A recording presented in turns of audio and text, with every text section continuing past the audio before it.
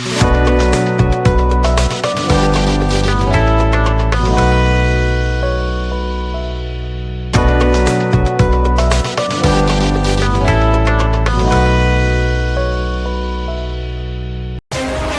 मैं हूँ रीता गौतम और आप देख रहे हैं समय न्यूज से रूपा श्रीवास्तव की खास रिपोर्ट। आइए रुक करते हैं आज की खास खबरों की ओर। मिर्जापुर जनपद के मां विंध्यवासिनी के धाम में भागवत कथा करने आए मानस महाराज ने प्रेस वार्ता के जरिए अयोध्या में प्रभु श्री राम के प्राण प्रतिष्ठा को लेकर बड़ी बात कही। उन्होंने कहा कि शंकराचार्यों का मांग बिल्कुल सही है। भाजपा सरकार को इस विषय पर सोचना चाहिए, विचार विमर्श करना चाहिए। सनातन धर्म के 4 स्तंभ है, हर स्तंभ के लिए शंकराचार्यों को रखा गया है। जिसका जो स्थान है उनको वह स्थान देना चाहिए। राम मंदिर बन रहा है, इसके पीछे सनातन धर्म के संत महात्माओं का हाथ है, उनका बलिदान है। उन्होंने अपने खून से एक एक ईंट को जोड़ा है। कहीं न कहीं उनके बलिदान हम छोड़ रहे हैं, उनको दरकिनार कर रहे हैं। मुझे राम मंदिर बनने की अत्यंत प्रशंसा है। कहीं न कहीं यह बात खटक रही है। हमारा देश सनातन धर्म का देश है। इस ऋषि परंपरा के देश में एक देवता की स्थापना हो रही है। इसमें धर्माचार्य को, ऋषि महात्माओं को, ऋषियों में जिन्हें सर्वप्रथम गिनती की जाती है शंकराचार्य, उन शंकराचार्य को दरकिनार करके कहीं न कहीं भाजपा कहीं न कहीं अपनी सट्टा की रोटी सेक रही है। भले ही रोटी सेके यह मुद्दा बना दे कि भाजपा ने मंदिर बनवाया है, लेकिन भाजपा का मंदिर मुद्दा नहीं था। भाजपा ने इसके पीछे मेहनत किया, इसके लिए वह धन्यवाद और साधुवाद के पात्र है। शिलान्यास मोदी जी के हाथों हो रहा है, इसका अत्यंत दुख है। यह स्थान शंकराचार्य का है। सनातन धर्म के सर्वोच्च व्यक्ति जब उनमें शामिल नहीं रहेंगे, उसे मंदिर की स्थापना की, पूजा की प्रकल्प कहीं न कहीं अधूरी रह जाएगी। जीवन पर्यंत शंकराचार्यों के मन में भी कचोटता रहेगा। देश को यह भी बात खटकती रहेगी। भारत सरकार से अनुरोध है कि शंकराचार्य की जो मांग है उनके बातों को सोच समझकर, भले ही उनके हाथों से प्राण प्रतिष्ठा न हो, यदि वह उसे कार्यक्रम में सम्मिलित नहीं होते तो जान लीजिए राम मंदिर की प्राण प्रतिष्ठा अधूरी है और जीवन पर्यंत तक अधूरी रहेगी।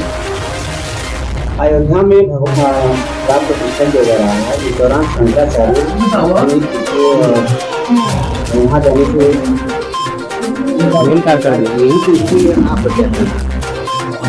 देखिए, सबसे बड़ी बात यह है कि राम मंदिर बन रहा है। इसके पीछे सबसे पहले सनातन धर्म के संत महात्माओं का हाथ है, उनका संघर्ष है, उनका बलिदान है। उन्होंने अपने खून से एक एक ईंट जोड़ा है और कहीं ना कहीं उनका बलिदान आज हम छोड़ रहे हैं, उनको दरकिनार कर रहे हैं। मुझे राम मंदिर बन रहा है, बड़ी प्रसन्नता है, अत्यंत प्रसन्नता है इस बात की कि राम मंदिर बन रहा है और बनना भी चाहिए था, बनकर तैयार भी हो गया। इस बात की भी अत्यंत प्रसन्नता है। परंतु कहीं न कहीं ये बात खटक रही है कि हमारा देश सनातन धर्म का देश है, ऋषि परंपरा का देश है और इस ऋषि परंपरा के देश में एक देवता के मंदिर की स्थापना हो रही है और इसमें धर्माचार्यों को, ऋषि महात्माओं को, ऋषियों को, जो ऋषियों में सर्वप्रथम गिनती कही जाती है शंकराचार्य, उन शंकराचार्यों को दरकिनार करके कहीं न कहीं भाजपा सरकार अपने सत्ता की रोटी सेकने का प्रयास कर रही है। और ये सत्ता की रोटी सेक करके भले ही आज ये दर्शा दे कि मंदिर भाजपा ने बनाया है, लेकिन भाजपा का मंदिर मुद्दा नहीं था। भाजपा ने इसके पीछे मेहनत किया है, ये भी धन्यवाद के पात्र है, साधुवाद के पात्र है। इसके पीछे भाजपा के कार्यकर्ता लगे भी रहे हैं, ये भी साधुवाद का पात्र है। लेकिन शिलान्यास मोदी जी के हाथों हो रहा है, इसके अत्यंत इसका दुख है, क्योंकि ये स्थान शंकराचार्य का है और जहां सनातन धर्म के सर्वोच्च व्यक्ति नहीं रहेंगे, उस मंदिर स्थापना की, उस मंदिर की पूजा की प्रकल्प कहीं न कहीं अधूरे रह जाएंगे और जीवन पर्यंत तक शंकराचार्यों के हृदय में भी कचोटता रहेगा। देश को भी ये बात खटकती रहेगी, ऋषि परंपरा के लोगों को भी ये बात कहीं न कहीं खटकती रहेगी। इसलिए भारत सरकार से अनुरोध है कि एक इन प्रकार जो भी उनकी मांग है, शंकराचार्यों की जो भी मांग है, जो कहना चाहते हैं, उनकी बातों को सोच करके, समझ करके, भले ही उनके हाथों से प्राण प्रतिष्ठा न हो, लेकिन उस कार्यक्रम में यदि सम्मिलित नहीं होते हैं तो जान लीजिए कि राम मंदिर की प्राण प्रतिष्ठा अधूरी है और जीवन पर्यंत तक अधूरी रहेगी। शास्त्रीय विधान, ऐसा कौन शास्त्रीय विधान को उल्लंघन किया जा रहा है कि जिससे वहाँ पर शंकराचार्य में बहिष्कार किया जाए? हमारे शंकराचार्य जी ने स्वयं बयान दिया कि हमारे धर्म के गौरव राम मंदिर की स्थापना हो, उनके प्राण प्रतिष्ठा का कार्यक्रम हो, और एक राजनीतिक स्तर का व्यक्ति जिसका श्रेणी केवल भारत है, जिसकी राजनीतिक स्तर केवल भारत है, या फिर आप तो मानिए वर्ण का नेतृत्व करते होंगे, परंतु भगवान का नेतृत्व करना साधारण नहीं है। यदि मैं कहता हूं कि शंकराचार्य जी से योग्य है प्रधानमंत्री मोदी जी, तो मोदी जी करे राम मंदिर की स्थापना, प्राण प्रतिष्ठा में वो प्रमुख यजमान बने। यदि शंकराचार्य जी से योग्य नहीं है तो उनको अधिकार नहीं है।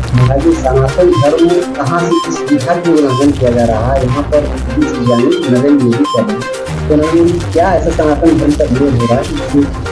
सनातन धर्म 4 स्तंभ कहे जाते हैं, धर्म अर्थ काम मोक्ष। आदि शंकराचार्य गुरु भगवान ने 4 पीठों की स्थापना किया, धर्म अर्थ काम मोक्ष के नाम से।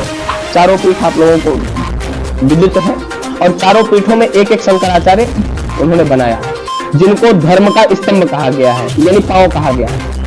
हाथ पांव, जैसे मनुष्य है तो 2 हाथ और 2 पैर, चलने के लिए पैर की आवश्यकता है और रहने सहने के लिए हाथ की आवश्यकता है। उसी प्रकार सनातन धर्म के 4 स्तंभ उन्होंने खड़ा किया, जिसको 2 पैर या हाथ मान सकते हैं या 4 स्तंभ मान सकते हैं। वो 4 स्तंभ ही धर्म के नहीं आ रहे हैं, तो धर्म की पूर्ति कहाँ हो रही है और सनातन धर्म का आना कहाँ हो रहा है? महाराज जी देश के प्रधानमंत्री मोदी जी, ऐसी बातें आप लोग अभी क्या बातें कर रही है कि आप लोग राम देश के नहीं है, राम अभी तो ब्रह्मांड के हैं। राम की वंदना जब करते हैं, राम का जब नाम लेते हैं तो कहते हैं अखिल ब्रह्मांड नायक जगत पिता जगदीश्वर भगवान मर्यादा पुरुषोत्तम श्री राम कहते हैं। राम इस देश के नहीं, राम इस पूरे ब्रह्मांड के हैं। और राम के लिए जिसने अपना जीवन सर्वस्व जीवन में त्याग कर दिया हो, राम के लिए ही जिसका जीवन समर्पित हो, राम में ही जिसका जीवन हो, राम के लिए ही जिसका समर्पण पूर्ण रूप से हो, उसी को यह अधिकार मिलना चाहिए, बाकी किसी और को नहीं। चाहे देश का प्रधानमंत्री हो, चाहे देश का राष्ट्रपति हो, चाहे देश के लिए कुछ भी योगदान दिया हो, लेकिन जिसका जो स्थान है उसके लिए वो स्थान रहे तो उचित है। कांग्रेस ने कहा कि ये धार्मिक कार्यक्रम नहीं है बल्कि भाजपा की कार्यक्रम है, क्या कांग्रेस सही नहीं कह रही है, क्योंकि मैं उसको अधिकार नहीं देता हूं कि जिसने राम मंदिर में अपना योगदान नहीं दिया है, वो इस विषय पर कुछ न बोले तो ही अच्छा है।